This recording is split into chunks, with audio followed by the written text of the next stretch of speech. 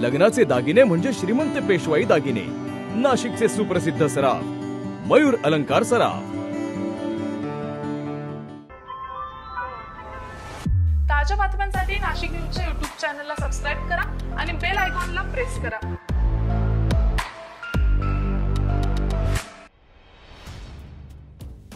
तांत्रिक बिघाडामुळे मागील आठवडाभरापासून बंद असलेली नाशिक दिल्ली आणि नाशिक इंदूर ही विमानसेवा पूर्ववत करण्यात आली आहे। प्रारंभी तांत्रिक बिघाड दूर करण्यासाठी किमान 1 महिन्याचा अवधी लागण्याची शक्यता वर्तवली जात होती, मात्र HAL व्यवस्थापनाने तात्काळ याबाबत उपाययोजना केल्याने अवघ्या आठवडाभरातच ही सेवा पूर्ववत झाली आहे। नाशिकच्या ओझर विमानतळावरून इंडिगो कंपनीकडून नवी दिल्लीसह अहमदाबाद, नागपूर, हैदराबाद, गोवा, इंदूर, जयपूर आणि बंगळुरू या शहरांसाठी सेवा दिली जाते। त्यात दिल्लीसाठी नियमित सेवा, इंदूरसाठी आठवड्यातून 3 दिवस सेवा दिली जात आहे। मात्र अचानकपणे तांत्रिक बिघाड झाल्याने गेल्या 27 डिसेंबर 2024 पासून या सेवा पूर्णतः बंद करण्यात आल्या होत्या।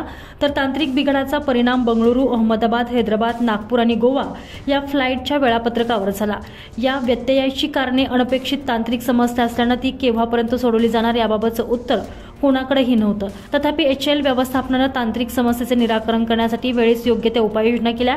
HALचे मुख्य कार्यकारी अधिकारी साकेत चतुर्वेदी यांनी तांत्रिक समस्या सोडवण्यासाठी विशेष प्रयत्न केले। अवघ्या आठवडाभरात तांत्रिक बिघाड दूर होऊन सेवा पूर्ववत झाली। दरम्यान सेवा पूर्ववत झाल्याने नाशिकहून दिल्ली तसेच इंदूर प्रवास करणाऱ्या प्रवाशांना मोठा दिलासा मिळाला। नवी दिल्ली आणि इंदूर विमानसेवा खंडित झाल्याने त्याचा परिणाम प्रवासी संख्येवर साहजिकच झाला। मागील वर्षी 2024 मध्ये 2023च्या तुलनेत 76,779 प्रवाशांनी हवाई सेवेचा लाभ घेतल्याची नोंद झाली। नवी दिल्ली आणि इंदूर ही सेवा खंडित झाली नसती तर हा आकडा लाखाच्या पार असता, असं मत निमा एव्हिएशन कमिटीचे अध्यक्ष मनीष रावल यांनी व्यक्त केलेलं आहे।